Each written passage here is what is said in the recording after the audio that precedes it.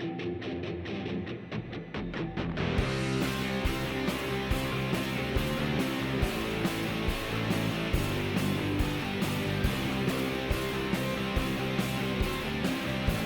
everyone, Rob here again, and I'm joined again by my son Dan. So it is meant to be E2 this weekend, and for obvious reasons we are not in a field. So we've decided to do our small contribution to all the things that are going on this weekend with a little chat just between the two of us. And we've decided that we're going to talk about a particular subject in LARP in general, but more specifically to do with Empire, obviously, and that's groups. Yeah. So I think we'll start off with the LARP community as a group, first of all, and I guess this is sort of more to do with new players more than, I would say, experienced players. So yeah. you might get something out of this if you've been around a while, but this is probably more for people who are just coming into the LARP game or coming to Empire. Yeah. So groups. So the first thing that you're going to do as a new player when you discover LARP and Empire in particular is pick a nation. Yeah, pick a nation. I mean, I think first we didn't, when we first started LARPing or thinking about LARPing, we didn't go, let's go to this thing called Empire that's also this thing called Empire that's a LARP. We thought, we want to go LARPing. Oh, look, is it like the first group choice is picking what game you want to play. Yeah, what group you want to join. Yeah, I would say definitely. And whether you intend it or not, the first group that you actually join is the Larp Community. Yeah. Isn't it? So the widest possible group, I guess, is the Larp Community. Some people don't like that phrase, but I do. I think it is a community. It is. Yeah, I think so, and I think that LARPers in general, it doesn't matter what game you play, have all got something in common. Yeah. Generally nerdiness. Yeah, I mean, we all come from the same sort of route. Generally, most people. Well, I mean, there are a lot of, one of the things that did surprise me with LARP though is the just variety of people and the variety of people. Yeah. I mean, one of the whole things about having, so this is going probably a bit too far, but I mean, like in a group in Empire, right? Mm. So, for example, like with a steading, having people with different skills and mostly different like crafting skills and stuff can really. Right. I think you sort of getting. I know. I'm going a little. Yeah, you're getting ahead of yourself. I think. Yes. For the minute, we'll come back to that. There's some specific Navarre terms in there. We'll come back to that. So yeah, I mean, when you decide to come to LARP initially, you the first thing you're going to be in joining is the group of LARPers. So yeah. And for many people, I think the first. Especially nowadays, the first interaction you're going to have is probably on social media. Most likely, yeah. Yeah. So I know that Empire particularly has got a very big presence on Facebook. Reddit is quite reasonably big with LARPers. It's growing, and I this is just a side note, but I would love to see more people go on the LARP subreddit and do stuff like that, because I think Reddit is a brilliant platform for LARP. Right. I mean, personally, I'd like to see with Empire, I'd like to see all the stuff on Reddit, but then I understand that a lot of people don't use it, a lot of people don't know how to use it. I mean, I don't use it, no, but then I'm an old man, so I don't use Reddit. I've only just got in to use Instagram, so I'm it's not my area. But I think the sort of I would say that generally the people who are trying LARP for the first time probably tend to be younger people. Generally, I mean, it's only a generalisation. Yeah, there's a lot of. I mean, what would you say the average age for Empire is? I would say 20, the mid-20s. Mid-20s, probably the most, but the age range goes from, 6, babies. Yeah. You see people walking around up to people who are way older than me, 60s, 70s even. Yeah. So the age range varies. So social media. So going back to social media, I think that one of the things that does and has changed, I guess, the hobby as well, is the fact that social media can bring lots of different people together. I mean, LARP, it goes hand in hand with social media and communication, I guess, really.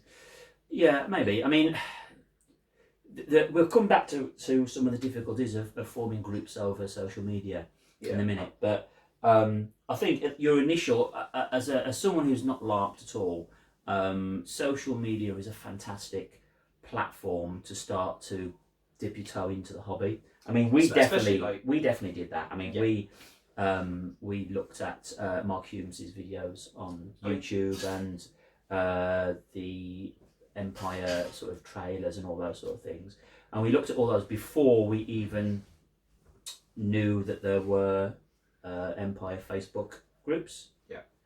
So then we obviously, once we'd investigated it a bit and we discovered that there were Facebook groups for Empire, obviously we joined the probably the new player one first.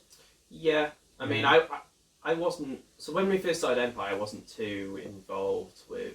You were a lot younger then. Yeah, I was a lot younger. I wasn't too involved with the Facebook and stuff. Mostly, I just left that up to you, really. So as a new player, the Facebook groups were really, really useful to me. Yeah. I'm guessing just getting yourself out there and just saying, "Hey guys, I'm a new player," is a great thing. Yeah. You know, and the groups are all. The only experiences I've had have generally been positive. However, I think that social media can have negative sides as well. Of course. And the mod team who police the Empire sanctioned Facebook pages do a really difficult and brilliant job. Yeah. They, you know, it does make a really good safe space for you can feel confident that, you know, that stuff that on those Empire moderated Facebook groups particularly, you know, are, you know, they're not going to be places where people are going to be adversarial or you know, abusive. So they're great. So I recommend anybody starting with the official PD moderated Facebook groups. Yeah, they're brilliant. I mean, all right. So we'll probably come back to social media later. But so starting off, the first group that you are going to join, and actually the only group that you have to join at Empire, is your nation. Yeah, that's the first. That's pretty much always the first group. I think a lot of people don't. Because you have to pick a nation, a lot of people don't really think about it as a group, but it is. It's a very important group that you're going to join. And definitely, I mean, people in nations work together, and that's like no doubt about that. I mean, you know, in Navarre, if there's something that needs done, some sort of... I can only use Navarre as an example because I've never been on the other nation, but, you know, if there's something that needs doing, right? For example, we need money for some important task, or like we need mana to do this special ritual that will help us out. People are always willing to help and do that for the good of the group. Yeah, I would say generally that is the case, but not necessarily, you know. But anyway, the first group you've got, and the only group, like I said, the only group you have to be in is your nation. So if you're new to Empire, I would recommend that you have a really good read of the wiki. Yeah, so with groups, like you were saying earlier, you know, people can come together as a nation to do certain things, or equally not. But it's something that you need to really think very, very carefully about. I can only talk from my own experience, that we were lucky, I guess. I'm sure all the nations are fantastic. Yeah, I mean, they are.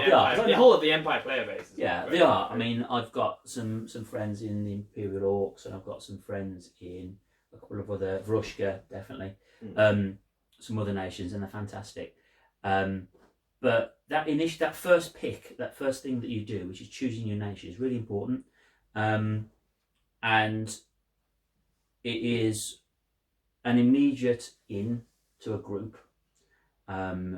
Everybody from your nation generally has the same sort of outlook because of the brief that's been given by PD. I think one of the things about it is it instantly puts you in a place with other people.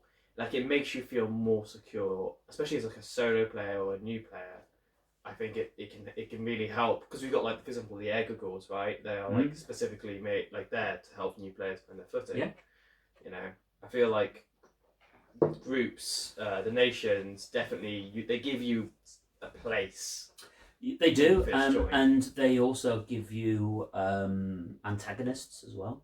Yeah. I mean, there's always a tension between the nations, and that's obviously, it's a deliberate thing that PD, I think, have baked into Empire. That there's no all-out war, but it's no. But there's political tension. There's political tension and sometimes religious tension between the groups of nations.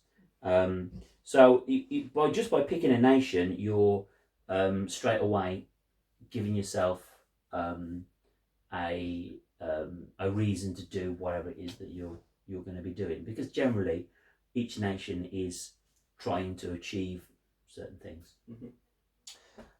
So then once you've picked your nation, and please make sure when you're picking your nation you have a really good read on the wiki.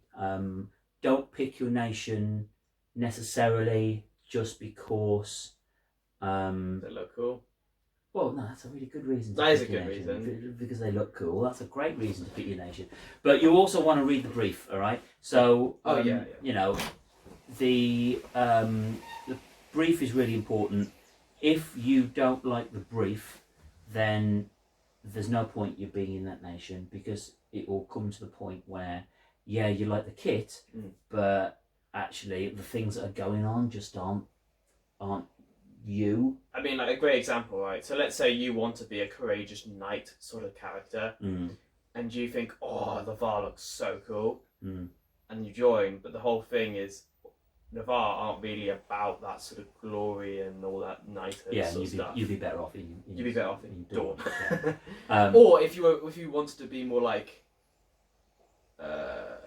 maybe not so much, but like in Dawn, for example, maybe the other way around. You want to be like a not courageous. I don't know, just like a, maybe you wanted to like. There's room. I think there's room in every nation for you to play your character how you want. We'll come to that in a bit. But I would say that in general, it is easier to fill in that sort of. I don't want to use the word stereotype, but I guess there is that sort of, you know, embodiment of what that nation is. Like, for example, you said in Dawn, it's of shining knights in armour, glory, seeking glory. In Wintermark, it's honour, and you know, in the League, people tend to be money sort of. Well, Brass Coast is definitely money. Brass Coast as well, with their contracts. So each nation has got different sort of motivations. So you do want to have a look carefully at not just what people look like and the kit, which is important. You know, you don't. I think that just from looking at like what they look like, it tells you a lot about what type of nation they are. I think. Yeah, I think. I mean, let's like a League, right? Yeah. League, very fancy garments. They wear masks a lot for various reasons. They look fancy, posh sort of people, and that's very much what the nation is about. Well, from what I gathered, right? I'm not too well known in the League. I don't want to be. No. I mean, just a caveat as well while we're talking. This is all our own opinions. It's not necessarily what PD intend. Yes. Or what. I mean, I'm talking true. about I'm like talking about the League, but like I haven't read up in detail on the League. It's just what you've picked up around the field. It's what I've picked up. Yeah. So yeah, and you know, there's tension between nations. So you picking your nation is really, really quite important. So the next sort of set of groups that we're going to talk about is the main organisations within the Empire that, as a character, you can be part of. And this depends not so much on your nation, but this depends on what type of character that you pick. Yeah. So, and please, I hope I haven't missed any out.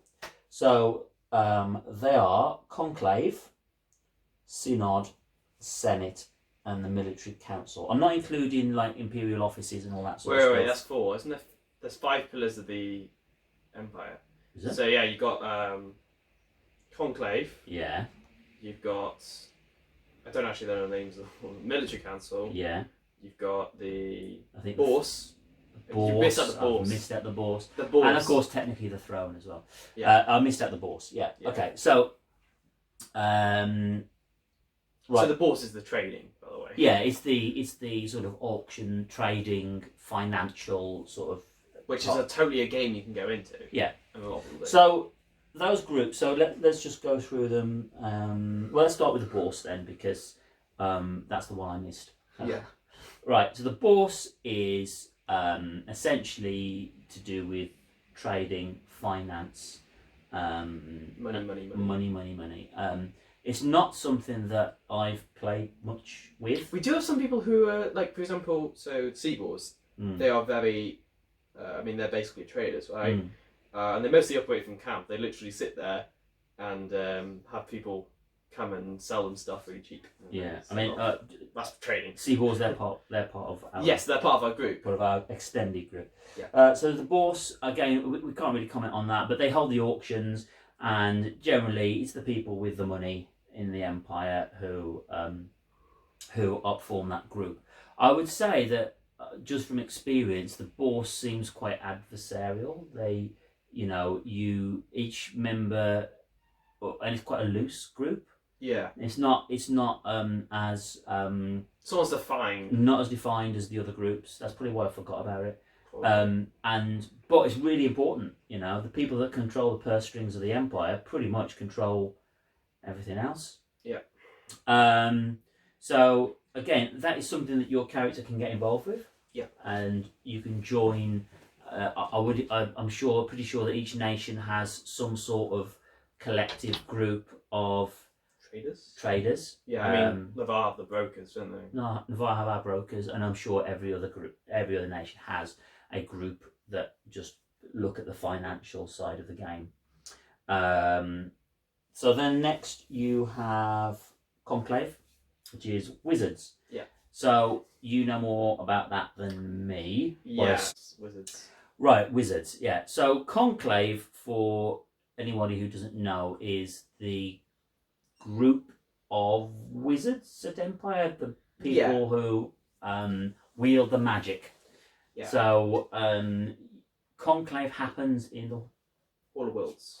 Hall of Worlds. I believe. Right. Yes. Yeah. I've never been in it because I've never played a mage. Have you been in it? Yes, I have been in it. Okay, so I've been to Conclave, the actual event. You've been to Conclave. It wasn't actually as boring and as ing as a lot of people make out. It was alright. I managed to talk to an Eternal. Was it Eternal? Yeah, I think it's an Eternal. Big toad dude. A big toad dude. He was a big toad. A big toad. Okay. Yeah. I'm pretty sure he's a Knights Eternal or something like that. I have no idea. And he was basically like he was just like taking offerings of just like. Was this the one that had some of Mom's jam? Yes. Yeah. Okay. And I remember that. Yeah. Okay. So Conclave is something you can only be part of if you are a wizard. So this is a group that your decision right at the beginning matters. So if you do not take any magical skills when you're creating a character, you will not be able to go to Conclave unless there are certain ways, I guess. Think about there is a couple like you can have rituals. Corpus Key and a couple of other rituals that allow you to go in. But generally speaking, if you are not a magic user, you are not going to be within that group. Yeah. And if you're not a magic user, there's not much of a reason to go to Conclave, really. Unless there's some specific thing you're trying to do. Yeah. So Conclave, So straight away, once you've picked your nation, we've only talked about the Bourse and Conclave at the minute, but you're now in a second group. Yeah. Pretty much. Yeah. So the other groups after that are going to be Synod, which is to do with the religion game. I can talk a little bit about that because I used to be a priest. And many moons ago. The Senate, and a long time ago, and Military Council. So Synod. So if you want to get into the religion game, and again, there's lots of ways to get into it, but the main one really is to take the congregation as a resource. Yeah. And again, this is something that you need to look at on your character generation. We're not really going into character generation, we're just talking about groups, but one of the things you do at character generation is pick a resource. So if you pick a congregation, you get a vote in the synod. And again, if we're wrong, please comment below that we're wrong. This is only from our own experience. Yeah, please do. It means It means that other people. Well, yeah. Aren't If we say something wrong, please correct us. Yeah. So then you get to vote in the synod, and within the synod, then there's other groups. So there's the national groups in the synod. So each nation has their own group, and then there's also the virtue groups in the synod. So each virtue has its own group, and there is a cardinal of each virtue, who is the head honcho for that virtue.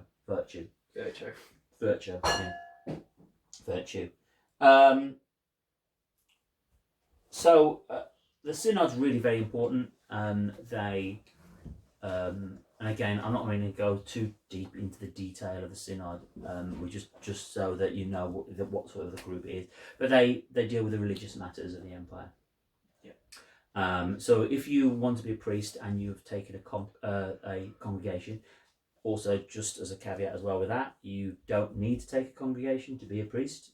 Yeah. Generally most priests do. Yeah, it's like you don't need a Hirgon to be a physic, but most physics do. And same with like mana sites for mages. Yeah, for mages. Yeah. You don't have to take a mana site to be a mage. I mean, I didn't. I had a fleet, but I used to trade for mana and stuff. Yeah. So you don't need you don't need a congregation to be a priest, but a lot of priests take a congregation, because if you don't take a congregation, you can't vote in the synod. Yeah. And the synod, they put up mandates, etc., that allows you to influence the religion of the empire, which the synod is probably one of the most powerful. Yeah, I say religion and empire is one of the most sort of powerful things. I think that politics. Yeah, well, it's part of politics. I mean, yeah, it's the sort of the synod is a very political body. So we're not going to go into all the ins and outs of the synod. We're just so that you know it's there. It's a group that you can join. It's a group you can join, and if that's your type of game that you want to go into, great. The next one up, well, is military council. So the military council is where all the generals and the adjuncts meet and decide the military strategy of the empire. Military council is, I would say, slightly more difficult to get into. Yeah. So with something like synod, you just need a I think you need to know people to get into the military council. Not so much, but so with Conclave, by being a wizard, you can go. Yeah, and you can go and watch whatever's going on. Yeah. Doesn't mean you're going to be participating in it, but you can watch. Yeah. With a priest, if you take a congregation, you can partake in all the elections for, all the voting for judgments, etc. Mm-hmm. So you can immediately take part in that. So the military council and the Senate are slightly different. So to become a general, and this vastly depends on your nation, you need to usually either be voted in, or you need to do something. I think Dawn do a test of arms, I think, to become general. If you have a challenger, I've never. No, not me, but you know. but I think it's something along those lines. Yeah. And I think that High Guard, you have to have a congregation or something. I don't know. High Guard, yeah, but it's different for every nation. The point is, it's different for every nation. Shadow, just take Thor away, will you? So it doesn't every time we record. Bugger off. I'll take it. Right. Anyway, what were we saying? Military Council. Right. Yeah. So basically, to be involved with Military Council, you basically you need to be either a general or an adjutant. That doesn't mean to say you can't be part of the military game. Yeah. Because I am, and I'm not a general or an adjutant. It just means to be able to have an input in that council, you have to be in one of those positions. Yeah. There are a couple of other positions that also attend military council, but generally you need to be a general, so you need to get yourself elected for that position. Yeah, which is a whole thing in itself. Which is a whole thing in itself. And then the last one is Senate, and that's similar in a way that if you want to be a senator, so these are the political leaders of the Empire. If you want to get into that group, then again you're going to have to get yourself elected. And it's usually not like, you can do it in one event. It's usually you sort of build. You can do it on one event. I'm sure, you can. You can, yeah, totally can. But the way I usually see it is people that build it up over time, build up the reputations and stuff. Yeah. So those are the next sort of largest groups in Empire. Mm-hmm. Yeah. Yeah. There we go. Okay. So, we've gone through all the groups that essentially PD put in place. Yeah. So there's your nation. They are like structured. Yeah. So you've got your nation, Conclave, Synod, Senate, Military Council, and Bourse. If I've forgotten any, stick it in the comments below. I think the main groups, though, the main groups we want to be talking about are player-made groups. Yeah. 4 players, 5 players. So, this is the sort of meat and potatoes, I guess, of what we really want to talk about. So, it's all those groups that we've already talked about are stuff that, obviously, with your nation, you have to be involved in, and the rest, it's up to you, but they're there, and they're big, organised groups that you can join. Yeah. The next thing is small groups. So you and your friends, essentially. Yeah, and those, usually they come about from you and a bunch of friends wanting to start LARP. I'm sure that there are people who make friends with people at LARP. That's exactly what we've done. Yeah. In our situation. Well, that's basically what LARP's all about, isn't it? Going and meeting people, making friends, and having a great time. Yeah.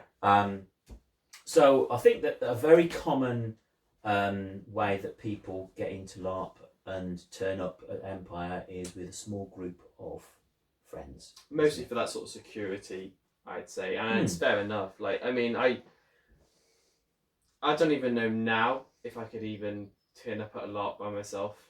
I always went with you. Was it me, you, and Mum the first time? Yeah. Yeah. And then now I could, if I was going to go to another LARP by myself, now I could do that. Especially a smaller LARP. Yeah, I could totally do that. But back when we started, I think I would have been. There's a lot of doubt in your mind, even when you're with a group. There is still doubt in your mind, isn't there? Yeah, you can spend as much time as you like on social media, trying to form a group, and we'll come back to to talk about forming groups in social media after. But it's not the same as actually being in the field with 2,000 other people, is it? Yes, yeah. So it's scary. Even if you don't have social anxiety or anything, it's still scary. hard. It was difficult. Yeah, I mean, I think that for us, it was mainly me and you. Mom went off and did her own thing, didn't she, mate? When we first started, so it was me and you. And even for two people together, it was quite difficult getting your foothold into. I mean, at the time I was 13. Yeah, so young teenager, and unless you're 16 when you start, if you're under 16 when you start, you do not have your skills yet, right? No. And you have to go to the academy to train up. You don't have to, but it's a very good idea to do. It's a very good idea, otherwise you'll be waiting until you're 16. Yeah. Actually, no. You can go online and you can learn all about it, and then just turn up to the academy, take your set tests, and be done. But I'd say the academy is a great place for young people. Agreed. Yeah. There's another group. That's another group. Yeah, it's a big group. It's a big group. So yeah, the academy. Sorry, just to explain, academy. It's a school that's not really a school. It's not really a school. No, it's a group of adults who run games specifically for younger players. Yeah, which is great. It's not a crash, so don't think you can just dump your kids there and bugger off. You can't do that. But it is a great way to for young people, children, to have a great introduction to Empire, and everybody runs the academy. Kudos to you, because you do a fantastic job. Yeah. Right. So where were we? Small groups. So, I think most people's experience of Empire, LARP in general, but Empire, is going with your friends. I mean, we're slightly different because we went with family, but yeah. The whole thing is. I mean, we did a video on that itself. So. We did. We've done. Check out that video for. Yeah. It's another one of these talkie videos. Yeah, another talkie video. I think most people tend to attend Empire as a group of friends. Yeah. And I think that's a really good start. I think you've instantly got a group of people you can hang out with. One of the big things is, I mean, I find in LARP, I'm not constantly doing stuff unless if you've got stuff to do. I mean, you sometimes are doing stuff constantly, all day. Yeah. But sometimes you will have those moments where you're not doing anything, and having a group to hang out with or talk to is great. And also having a camp, in-game camp, brilliant. That was gotta say, the thing that changed my Empire game the most. The one decision that we made that impacted my game the most was having an IC camp. I love having people constantly in and out the camp, interesting people there. I mean, one thing you can guarantee, isn't it, is if you go off wandering, you come back, there's probably somebody in the camp. Yeah, one of the things is one of the great things about having a big group, and especially a big group with a big group of tents, is there's always someone to go and sit. Yep. It's like a home base. So that comes on to the other sort of advantages of big groups. Game starts to come to you more, I think. Yeah. I was going to say, starting by pooling resources. Yeah. So if you are an individual person, you, depending on what resource you take, you're going to get something. You usually get about a throne. But you're going to get 18 rings is your base. Yeah. What you get in your pack. Yeah. And usually let's face it. Yeah. With 18 rings, there isn't a lot you can do. Yeah, really. You can buy 3 pints of beer. Yeah, 3 pints of beer. Yeah. Pooling resources. So when there's 5 of you, you can. Let's start off. When there's 1 of you, you've got your basic, which is 18 rings. So there's not a lot you can do with 18 rings. Yeah, I mean, you're very good at trading, maybe. Maybe. But once there's sort of 4 or 5 of you, that actually that's a decent sum of money, and you can go, right, okay, well, we want to have this ritual cast on us, it's going to cost this much in mana, we can all pool together, we can, you've got a few mana crystals from your mana site, we've got a bit of money, we can buy the rest of the mana crystals we need for this ritual to be done on us. There we go, lovely job, we've pooled our resources, we've got the mana crystals, have the ritual done, we all benefit from having that ritual done on us. Fantastic. As you go up in size, that really only gets bigger. And up until the point that now our group has its own war chest. So we have the Seaboars look after our finances. I mean, they're basically the accountants. Pretty much. They look after our finances, and if there's something that we need money for, if it's a valid reason, they'll dish out the cash and we can do it. So, for example, let's say that you want to run for senator, and it's something that we agree as the Entwined Paths that's what we want to support. Then we can give that player X amount of thrones to go and do whatever it is that they need to do to try and get that position. You know, and equally it could be, right, we want to get a ritual done on all of our thorns ready for this battle. We take the money out of the war chest, we go and buy the mana, we get the coven then to cast. It all sort of works together. It all works together. And those are things that you just can't do with one or two people. It's a lot more organisation and a lot more seeking out people. I mean, you can do it. I mean, if you're a single player and you go, oh, well, I want this ritual done on me, you've got to go and find a coven. Then you've got to negotiate with that coven to get them to do it. How much it's going to cost in mana for them to do it. If there's going to be a charge, when, where, getting everybody together. Whereas if you can do it all in-house, in your own group, that makes a big difference. It's a lot easier. Although one of the things of having a big group is it means, a point to make is that you can become more closed off in your own little ecosystem. I mean, I do talk to I've not found that. No, I haven't, but there is a possibility, right? I guess, but I don't think I found that. I think that if anything, once you've got a larger group, you're not afraid to go. You tend because I think people have friends in other nations and stuff. There's like a big wide sort of sphere of people are friends with and stuff. Yeah, I think the advantages of a big group. You know, personally, I think there aren't very many downsides to having a large group. One we've already talked about is not knowing everybody really well. That's the major one. There's that. The things can be slow to get done. But compared to a small group. A very, very big advantage I just want to mention is the combat aspect. Having an organised fighting unit. Mm-hmm. That, I mean, I know how good we did. I mean, nations. So if you're a fighter in your nation, or someone who wants to go on battles in your nation, well, straight away there's your group, your national group, and then your nation usually will organise you into captains and groups, subgroups within your nation. However, if you've got a large group of players who are all within the same extended group, like we are with the Entwined Paths, and I think there's another one, isn't there, in Navarre, the Black Scar? Yeah, there's a place in the Black. Oh, the Black Scar, right? Is it Black Scar? There's the Blackthorns of the army. Oh yeah, Black Scar. They're just they're like us. Mercenary. They're a Thornborn unit. Oh, are they? Yeah. Yeah.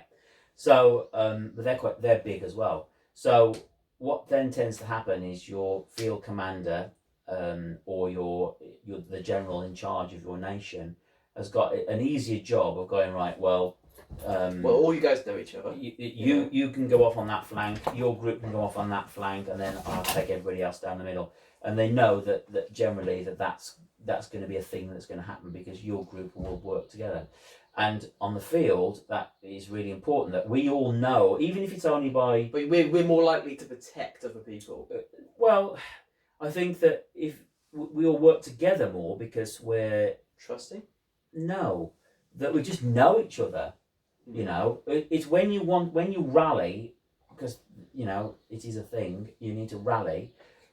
We rally to our banner or whoever it is that's our rally point, and we all know who that is, and then we all rally to that point. Because one of the big problems... Can I bring up one of my favourite moments of Sure. being in the Entwined Paths? So, I'm pretty sure someone needed a bunch of people for like a skirmish or something you were talking to. Mm. And you were in someone's storytime circle reasonably near our camp. And you shout, "Entwine paths" to me. Or something like that. Yeah. What was it? Do you remember what it was? Yeah, it was some, I believe it was some winter markers who needed No, it was some Dornish who needed escorting out of Navarre and back to Dawn. But you called for the Entwine paths, and literally everyone in the camp, they all grabbed their weapons and their shields, whatever they could get, and they ran. Yeah. And almost the entire camp, all in protection. Yeah, I mean that was amazing. I remember it was a bit embarrassing actually, because all we were doing is escorting some people out of camp. Yes. I needed like 2 or 3 people. But it was just amazing to see that if you were ever in trouble, you could just go Entwine paths, and then suddenly, Yeah. 10 armed guards basically turn up. Yeah, I mean, again, I guess that's an advantage. I mean, there are drawbacks to a big group, and we've already spoken about one, which is the fact that you don't necessarily know everybody really well. And the other one for me is sometimes getting things done can take forever, because you've got to have the agreement of the leaders of each individual group to do the thing that you all want to do as a big group. And sometimes, very hard. And sometimes that's quite difficult to do, because like we mentioned earlier with the Ashbourne being in 2 minds whether they wanted to join or not. Equally, people can be in 2 minds of whether that's the direction that group they want to go in. And if you don't get agreement, it can be really difficult to progress the agenda that the larger group wants to progress. Yeah. So, whereas with a small group, it might be just one person you've got to persuade, but with a big group, it might be like 10 or 15 people you've got to persuade. And then it's lots of sort of back and forth and talking, and it can be hard to, like, sometimes ideas can get chucked about and stuff, and it's hard to understand what's actually happening. Sometimes it's like if they have a plan, it can change very quickly. Yeah, and it can be, you might have agreed something with one group, but by the time you actually get to do it, the whole thing has changed completely to accommodate, like, or you forgot to tell someone else about the changes. Yeah, and they're like, what's going on? No, we're not doing that. So the communication in a big group can be difficult. It can be. But it can also be great. Yeah, it can. I mean, there are swings and roundabouts for a big group, aren't there? Really. Yeah. Personally, I think that the way we've got it organised works really well. Yeah, I mean, we've got a Facebook group, and I think more than the social media side of it, the actual way that our Thornborn works is that we've got the council. We call it the Council of Paths. So that's a representative from each steading or striding speaks for that steading or striding, representing them. And that's usually the brand. The brand. Yeah. Usually the brand. It can be anyone. Some groups do slightly differently, and that's totally up to them. I think Night Grove elect someone. Yeah. Don't they? And they change. Oh yeah, they elect a. They elect a brand, yeah, and they do it that way. I think again the Ashbourne are probably slightly different. It's really Stranger cool. Song is just me. It's just you. Because none of the rest of you want to do it. I wouldn't mind doing it myself. I'm probably too young and not. No, not really. You can do if you want, but you're never there though. That's the problem. You're always off somewhere doing something. Yeah. And it sort of works. I think it works quite well.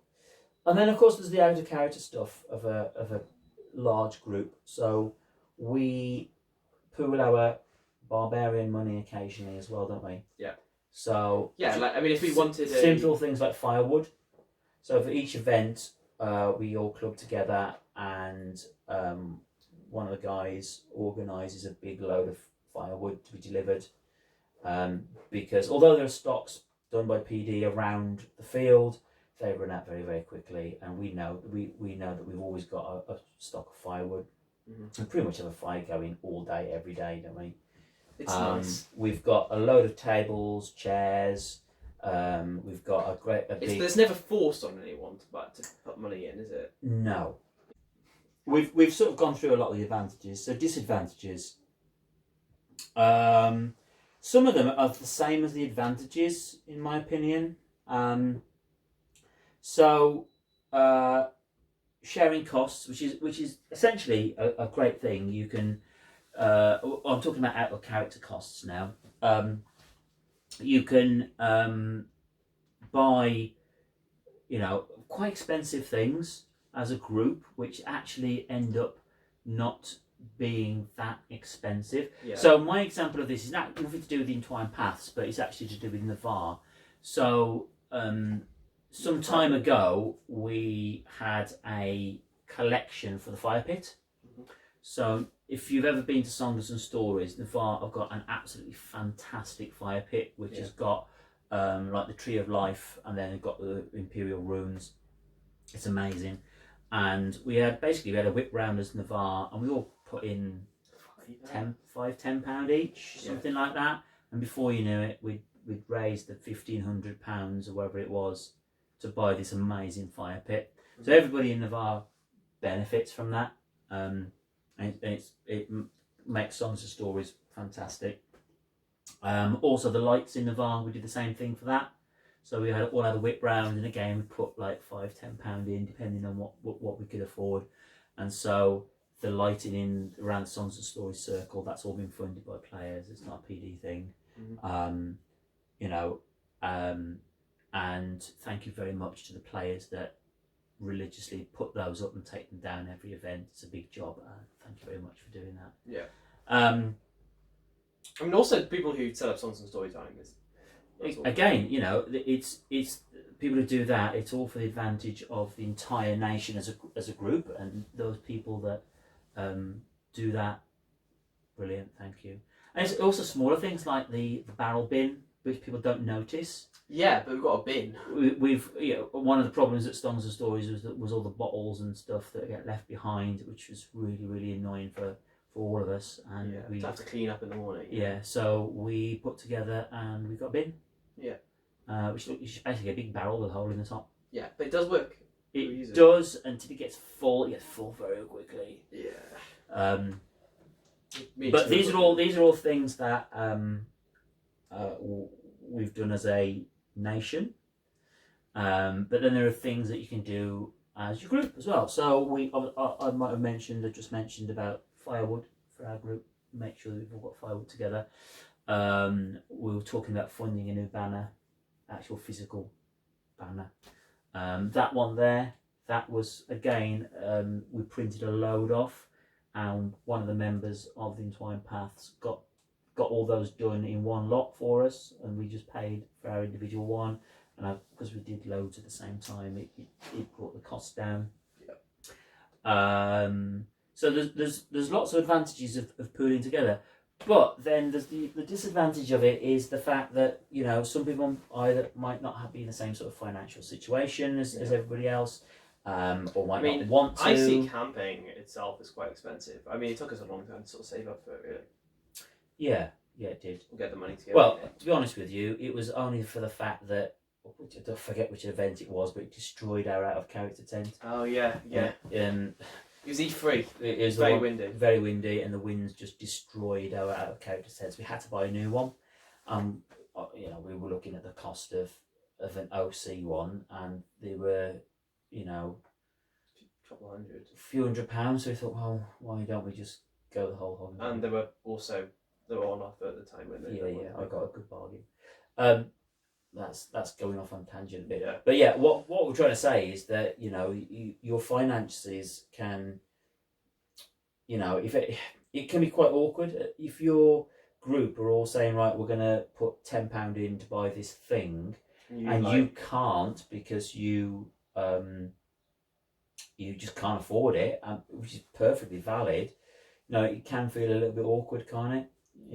If that's the case, and pressuring people to contribute financially is not cool. Oh no.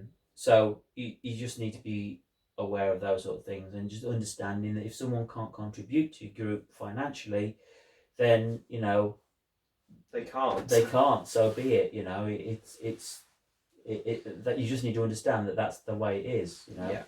Especially at the moment, there are lots of people who are financially very, very. Oh yeah, with all that's going on in the world. I mean, on a slightly similar thing, but slightly different, is grouping your cash IC. Yeah. Your in-character cash. So I think we've already mentioned that generally that can be a really good thing. You can get, if you pool all your money together, you can get a lot done. But again, no one should be obliged to do that. It's your decision as your character whether you want to do that, and there are advantages of doing it, and obviously there are disadvantages. So you need to think very, very carefully about whether or not you want to invest your in-character funds, money, resources, time, whatever it is, into the cause that your group is going for. And if you don't want to do that, well, you shouldn't feel any pressure to not do that. Yeah. Okay. Anything else you want to talk about? So we've gone through like benefits and disadvantages of working together as a group financially. So I just want to I think we're almost there really. Any other thoughts on groups in general? They're a great idea, to be honest. Yeah. I think they're generally a good idea. I would say that probably overall, a group is a good idea. Well, in my experience, and probably yours, they've had a big positive impact on our game.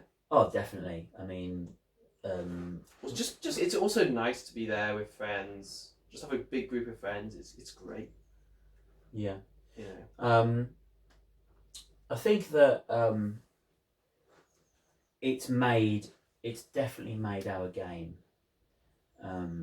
It's one of the major things I look forward to in an event. Yeah, I would say that meeting back up with all our Larp friends, or Larp family, however you want to call it, is one of the big draws of going back to Empire. It's having a big group of friends. And I wouldn't miss it for the world. I think a big change that like you've already mentioned is when we converted from out of character to in character camping. That made a big change. However, also just want to say that you don't need to actually do that. I mean, if you've joined a group who let's say you can have a group with one communal in character tent, and I know that a lot of people do this actually.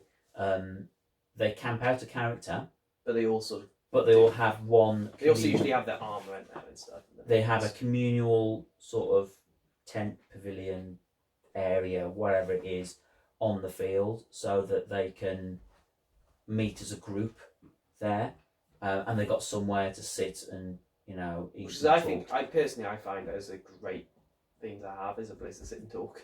Yeah. I really on the IC field. You don't necessarily need to have an in-character tent. And you can camp out. You can camp out a character. I couldn't not have that. I need somewhere to sit down myself. But you can have an out-of-character tent, but you can have an in-character area. Yeah, which is a great idea. Which for your group. Yeah.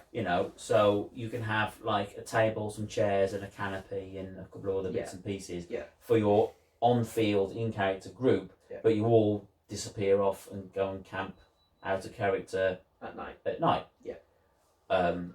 You can do that, and that would bring your costs down hugely. Yes. Really, if you've got, again, you could group fund one tent, sort of. I mean, even if there's 5 of you, let's say you're by yourself, right?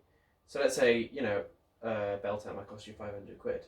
But if there's 5 of you, that's 100 quid each, which is a lot of money. Yeah. But it's a manageable amount of a lot of money. But it depends on who you are. Yeah, right? Of course it does. Yeah. But you could have a 5 meter bell tent. You can get 5 chairs quite happily inside there, and a table, and dress that quite nicely, and have a fire outside, or even have a stove inside. And no one actually sleeps in it. Yeah. But it's your group hub on the field. You could definitely do that. Yeah. And you know, you could even 6, 7 people. You know, you could get away with a 5 meter bell tent with those amount of people in if no one's sleeping in it. Yeah. You know, as a group tent. So yeah, there's real advantages of being in a group. Right, I think we'll sort of wrap it up there. I don't think there's a lot more for us to say about groups in general. Well, thank you everybody for watching us. I'm Rob. This is Dan. We are Stranger's Song on the Field and the Entwined Paths. Please, by all means, come and say hello. Yeah. Near Murder Road. We're opposite the Field. So if you want to find us, if you know the Field. Well, we might not be. We might not be. Yeah, we might be all over the place. No. We it depends on whether that bit of land. Yeah. I mean, camping situations are a bit. Who knows? Who knows where we're gonna be? But yeah, by all means, come and say hello to us. And thank you very much for watching. Have a look at all the other videos. Please like and subscribe and hit the bell. Hit the bell, yeah. Yeah, all that sort of stuff. Yes. There's gonna be a new thing next week to hit. I'm sure of it. Is there? Yeah, I don't know. What? I'm just saying that I think there's next week they're gonna have a super like. Super like. You have to super like. So you can like something and super like it. Well, if there is a super like, make sure you super like it. Yeah, if you're watching this in the future, so future you. Thank you very much. Bye.